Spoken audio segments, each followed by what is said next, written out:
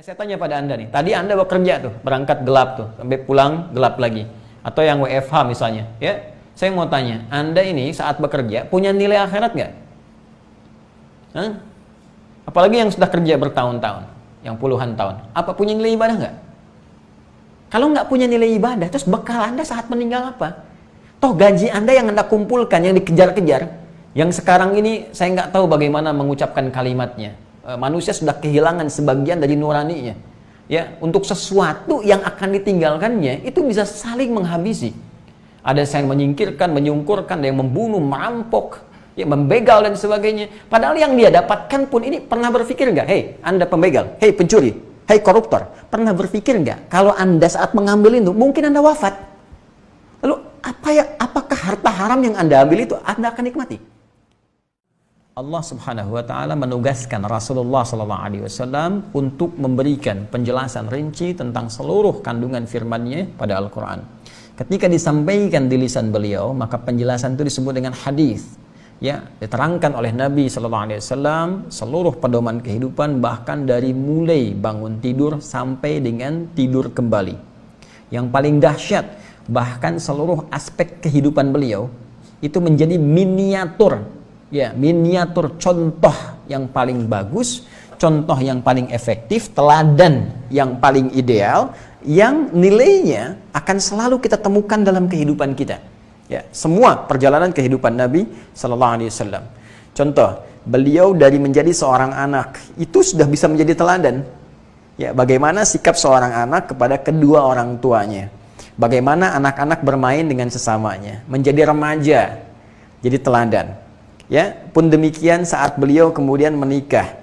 Ya, bahkan sebelum itu pernah berdagang, berbisnis. Jadi teladan dalam bisnisnya, dalam menikahnya, dalam berumah tangga menjadi suami. Oke? Kemudian menjadi ayah, menjadi kakek, menjadi pemimpin level terbesarnya, menjadi panutan umat. Setiap apa yang dialami oleh Rasulullah sallallahu alaihi wasallam dalam setiap langkah hidupnya, maka secara langsung itu menjadi teladan kehidupan kita. Teladan.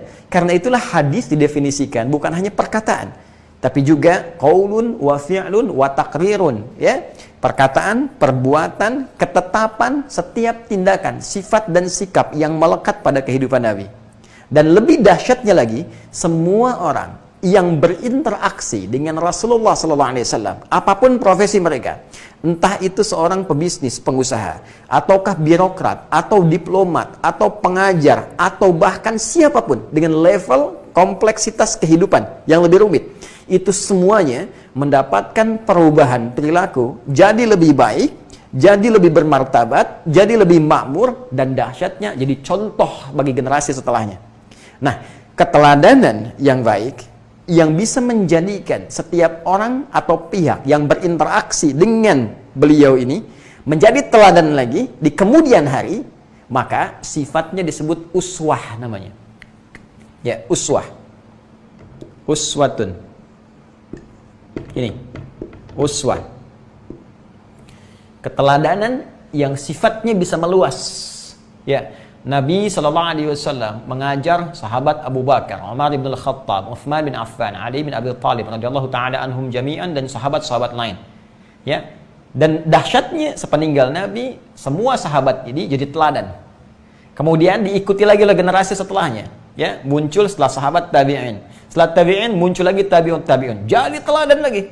Dan semua yang ikut mengakar ke mereka sampai ke Nabi SAW itu jadi teladan dalam kehidupan. Ya. Ya, dari sampai ke kita tarik ke imam 4 tuh yang populer, Imam Abu Hanifah, Imam Malik, ya, Imam Asy-Syafi'i, Imam Ahmad bin Hanbal, semuanya nggak pernah berjumpa dengan Nabi sallallahu alaihi wasallam, tapi jadi teladan sampai sekarang. Yang paling dahsyat, kita yang meniru jalan hidup mereka, yang tersambung ke Nabi, jadi teladan juga. Betapa banyak ustadz-ustadz yang mengikuti keteladanan dari Nabi, bukankah jadi teladan juga di masyarakat? Ya, bukankah pula, bukan hanya ustadz, bisa jadi pejabat, ya, bisa jadi diplomat, bisa jadi birokrat, bisa jadi pedagang, pengusaha, pebisnis, guru-guru, mengambil nilai-nilai yang diajarkan Nabi, otomatis jadi teladan dalam kehidupannya. Nah, keteladanan yang sifatnya bisa melahirkan, ya, keberlangsungan, kemudian pada generasi setelahnya atau orang-orang yang terkait dengannya disebut apa namanya? Uswah. jika itu pun berpeluang menjadi pahala. Ya, jadi kebaikan yang punya nilai pahala disebut hasanah namanya. Ya, disebut apa? Hasanah. Karena itu salat misalnya, salat itu baik. Ya, ibadah yang baik disebut hasanah oleh Al-Qur'an. Ya, Quran surah ke-11 ayat 114. Ya, aqimis salata tarafayn nahar wa zulafan minal lail innal hasanati yudhhibnas sayyi'at.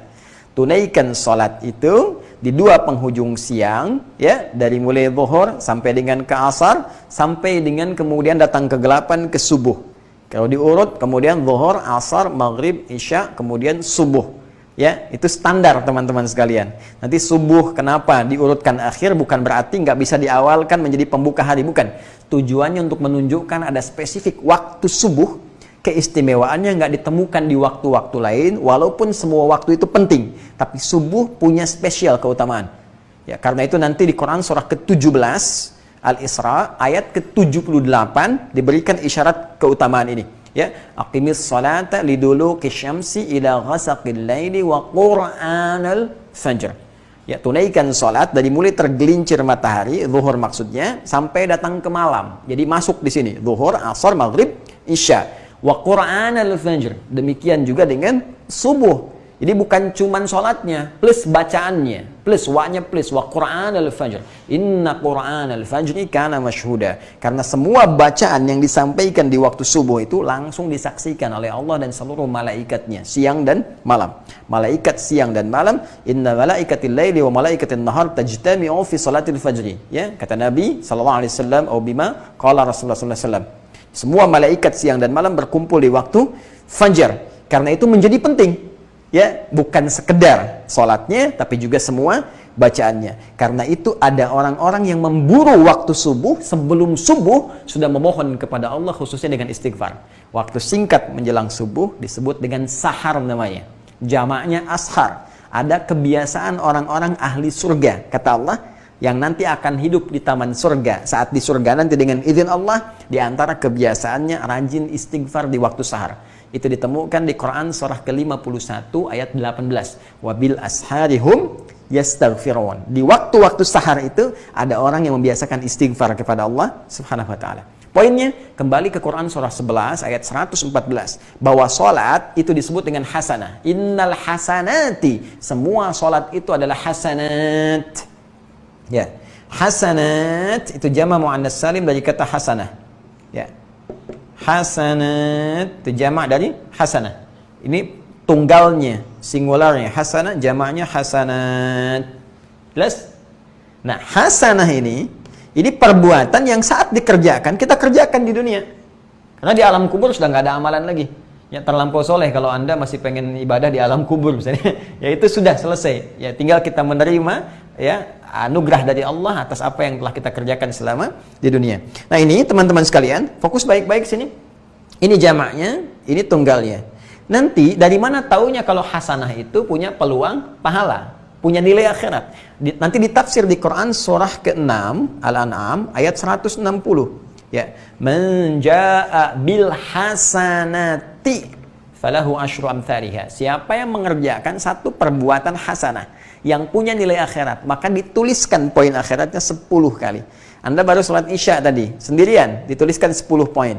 Ya, kalau berjamaah kali 27, kerjakan di masjid kali 25, baru datang sudah dapat 25.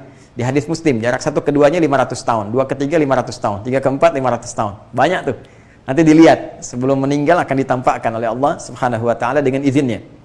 Poinnya, hasanah perbuatan baik yang dikerjakan di dunia, ya, yang punya nilai akhirat jika dikerjakan karena iman kepada Allah Subhanahu wa taala. Karena itu kita sering berdoa supaya semua pekerjaan dunia kita ini punya nilai ibadahnya. Ya, kalau enggak nanti apa bekalnya saat pulang kepada Allah? Ya, saya tanya pada Anda nih, tadi Anda bekerja tuh, berangkat gelap tuh, sampai pulang gelap lagi. Atau yang WFH misalnya, ya. Saya mau tanya, Anda ini saat bekerja punya nilai akhirat nggak? Apalagi yang sudah kerja bertahun-tahun, yang puluhan tahun. Apa punya nilai ibadah nggak? Kalau nggak punya nilai ibadah, terus bekal Anda saat meninggal apa? Toh gaji Anda yang Anda kumpulkan, yang dikejar-kejar, yang sekarang ini saya nggak tahu bagaimana mengucapkan kalimatnya. Manusia sudah kehilangan sebagian dari nuraninya. ya, untuk sesuatu yang akan ditinggalkannya itu bisa saling menghabisi.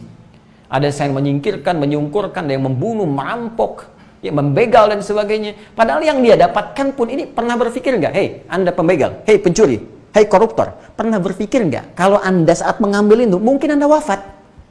Lalu apakah harta haram yang Anda ambil itu Anda akan nikmati? Ini Anda pembegal, saat akan membegal terus diambil, dia dapat tas itu, kemudian dia meninggal. Apa Anda nikmati itu? Betapa banyak informasi sampai kepada kita pembegal, dieksekusi, meninggal di jalan. Saya tanya pada Anda, lalu apa yang Anda dapatkan manfaat dari semua itu? Koruptor, Anda merasa nikmat. Anda ambil semua itu, Anda nikmati, lalu ketika Anda minum hasilnya Anda meninggal. Anda bangun rumahnya baru masuk Anda meninggal. Pertanyaan saya, apa yang Anda bawa ke hadapan Rabb Anda? Anda mau jawab apa ketika ditanya di alam kubur? Anda bawa bekal apa? Toh semua yang Anda kumpulkan kalau nggak punya nilai akhirat hilang semua. Ya. Masuk ke mulut, tembus ke perut dan keluar lagi, selesai. Jadi kotoran. Dan Anda kembali ke tanah. Lalu apa yang Anda bawa? Dan tidak ada ruginya ketika Anda niatkan sebagai ibadah. Bukankah dunianya dapat juga? Ketika Anda niatkan ibadah, otomatis dunia akan ikut. Tapi kalau tidak Anda niatkan jadi ibadah, cuma sekedar jadi dunia saja. Makanya di Al-Baqarah ayat 200 ada orang-orang yang bekerja untuk dunia saja. Ya, faminan nasi may yaqulu rabbana atina fid dunya wa ma lahum fil akhirati min khalaq. Ya, ada orang yang orientasinya dunia saja, yang penting kumpulkan. Akhirat gimana nanti? Berpikir Anda, nanti bagaimana? Tapi ada di antara mereka yang menyiapkan amalan dunianya menjadi tabungan akhirat. Maka di ayat 201-nya Allah berikan penjelasan, wa minhum may yaqulu rabbana atina fid dunya hasanah wa fil akhirati hasanah wa qina adzabannar. Dan ada di antara mereka yang orientasi hidupnya, pekerjaan dunianya semua jadi hasanah. Artinya apa? Saat dikerjakan yang baik-baik saja dan punya nilai akhirat. Jadi dunia hasanah itu yang dikerjakan yang baik, bukan yang salah, bukan yang haram. Kalau Anda jadi pejabat yang baik, buat keputusan yang baik. Jadi pedagang, pengusaha, berusaha dengan baik, jangan menipu, jangan curang. Banyak surat terkait itu. Wailul lil mutaffifin, celaka orang yang curang, celaka orang yang menipu, ya, celaka pelaku riba, celaka orang yang memonopoli suatu kebaikan, ya, untuk dirinya sendiri dalam konteks negatif. Hati-hati. Nah, karena itu penting saya tegaskan, orang-orang yang punya tabungan akhirat, maka di dunianya pun orientasinya semua baik. Bagaimana caranya pekerjaan saya baik, jalurnya baik, caranya baik, eksekusinya baik, hasilnya pun baik. Tapi apakah semua yang baik itu punya nilai di hadapan Allah? Belum tentu. Kalau tidak diniatkan semua karena iman kepada Allah Subhanahu wa taala. Ya. Jadi kalau Anda ada, ya, sudah diisyaratkan di Quran, teman-teman, surah ke-25, Al-Furqan ayat ke-23. Jadi kisahnya di zaman Nabi pun ada orang baik. Baik dia. Ya, suka bantu, bangun jalan, bangun itu, tapi nggak beriman. Ya, maka keadilan Allah menjadikan balasannya untuk dunia saja. Karena pekerjaannya orientasi dunia, dia tidak yakin dengan akhirat, tidak yakin dengan kuasa Allah di akhirat, maka Allah balas. Keadilan Allah menjadikan dibalas saat di dunia. Karena ia mengerjakan untuk orientasi dunia saja. Maka Allah berfirman, wa qadimna ila ma 'amilu min 'amalin faja'alnahu haba'an manthura. Ya, maka kami dahulukan. Dengan keadilan kami berikan dengan cepat seluruh balasannya saat di dunia. Karena itu dia diapresiasi di dunia. Dianggap orang baik, dituliskan dengan tinta sejarah, ini orang baik, pernah bantu segalanya. Tapi tak punya nilai saat di akhirat, karena kaidah akhirat, aturannya beda dengan dunia. Jadi ketika semua dunia ditanggalkan, pindah ke alam kubur, maka aturan alam kubur yang berlaku. Bukan aturan dunia. Karena itu semua bekal dunia nggak bisa dibawa ke kubur. Ya, ingat. Dan aturan pun berpindah, berubah. Apalagi pindah ke akhirat, aturan dunia nggak bisa dipakai. Karena itu dikatakan telah meninggal dunia, meninggalkan semua yang terkait dengan dunia, termasuk aturan-aturannya. Jadi nggak bisa aturan dunia dibawa ke alam kubur. Sama aja. Anda mau orang paling hebat, ya, jabatan paling tinggi atau struktur militer paling hebat, mau jenderal, ya, sampai ke kopral, sampai ke bawah, tetap sampai di alam kubur semua sama. Ukuran tanahnya sama dan selesai. Ustadz juga sama, mau kiai, mau habib, mau siapapun ustadz. Sama aja dengan jamaah, masuk ke alam kubur sama. Cuma nanti perlakuan aturannya bisa berbeda ketika masuk di dalam. Tergantung amal apa yang dibawa. Karena itu saya sarankan, ingat-ingat wafat. Ingat-ingat. Ingat-ingat. Setidaknya memperbaiki kehidupan kita. Tidak usah kita mencela orang, tidak usah memikirkan orang. Tapi kita mengoreksi diri sendiri. Ya. Ingat, yang kita sampaikan ini aturan standar. aturan standar sangat dipahami. Jadi kalau Anda merasa kurang berkenan dengan apa yang saya sampaikan, bukan kata-katanya yang salah. Mungkin dalam diri kita ada kesalahan yang harus diperbaiki supaya kita kembali. Ya, karena kaidah itu sederhana, ada baik, ada buruk. Ya, kalau disampaikan baik, Anda menolak, berarti ada yang buruk dalam jiwa yang harus diperbaiki. Ya, tapi kalau disampaikan keburukan, Anda menolak, berarti di jiwa Anda ada kebaikan. Diajak mabuk, nggak mau, berarti baik jiwanya. Ya, diajak sholat nggak mau, padahal Anda muslim, berarti ada yang kurang tepat dalam jiwanya. Jadi persoalan saja. Jadi kalimat standar. Tinggal bagaimana kemudian kita saling mendoakan untuk berbuat baik. Saya pun mendoakan. Ya, saya tidak membiasakan diri untuk mencela. Itu jauhkan dari manhaj kehidupan kami. Kita mendoakan, kita mengajak, dan terserah Anda. Kita tidak memaksa. Fadzakir innama anta mudzakir lasta alaihim musaitir. Ketika Allah menjadikan Nabi SAW sebagai ukuran, standar, patokan yang kita ikuti dengan segala tuntunan hidup yang disebut dengan sunnah itu, karena semua yang ikut Nabi itu jadi baik. Ya, dan otomatis ketika diniatkan karena Allah ada pahalanya. Maka sifat keteladanan Nabi itu semua penjelasan dan semua yang dibawa Nabi disifati oleh Al-Quran dengan kalimat uswah hasanah. Ditemukan di Quran surah ke-33 Al-Ahzab ayat 21. Ya. Laqad kana lakum fi Rasulillahi uswatun hasanah. Tuh. Jelas ya? Jadi kalau kita terjemahkan dengan bahasa kita, kata Allah, saya pastikan, saya tegaskan, saya jamin. Ya, kana lakum fi Rasulillahi uswatun hasanah. Sudah saya tetapkan, lekatkan, terdapat pada kepribadian, kepada jalan hidup Rasulullah itu bagi kalian semua yang mau mengikutinya uswatun hasanah. Keteladanan terbaik yang bukan hanya menjamin kalian menjadi pribadi yang baik, tapi juga punya nilai pahala di sisi Allah Subhanahu wa taala. Wah, kalau diambil bahasa singkatnya mudah sekali. Kalau pengen jadi baik, ikuti Rasulullah. Sederhana. Selesai. Tunjukkan pada saya siapa pengikut Rasulullah yang tidak menjadi baik. Tunjukkan. Dengan catatan benar cara mengikutinya. Silakan. Ada pembegal ikut Nabi, taubat jadi ahli hadis. Dai Jundub bin Junadah dikenal dengan Abu Dzar Al-Ghifari. Umar sekeras-kerasnya masuk Islam, ikut Nabi, dia tegas, pemimpin yang hebat, andal. Siapa lagi? Khalid bin Walid, ya, bahkan ahli strategi di perang Uhud musuh Nabi. Setelah masuk Islam luar biasa, bahkan menaklukkan Persia. Ya, salah satu pedangnya Rasulullah SAW, pedang Allah, pedang Rasulnya, luar biasa. Khalid bin Walid. Tunjukkan pada saya. Jadi kalau kita mau benar, apalagi orang Islam, ya pedoman sudah ada, referensi ada, contoh ada, kurang apa lagi? Tinggal niat kitanya aja, semangat kitanya aja, mau apa enggak? Coba tunjukkan pada saya apa yang kurang. Qurannya ada lengkap, nggak berubah setelah 15 abad. Dari zaman Nabi sampai sekarang nggak pernah berubah. Coba, ada lengkap, orisinil, bisa dilacak, jelas. Ditantang kita untuk membuktikan. Sampai sekarang sempurna. Hadisnya ada, keterangan ada, lengkap, contoh ada, ulama juga ada yang menerangkan. Kurang apa lagi? Jadi kalau belum jadi baik, yang salah bukan referensinya, pribadinya. Pribadi kita sendiri yang belum berusaha. Ayo coba kuatkan niat kita. Memang untuk take off itu butuh tenaga besar. Seperti pesawat kan untuk terbang itu butuh take off, tenaganya harus kuat. Itu yang kita harus maksimalkan dulu. Jadi kalau sudah di atas kan kita tenang.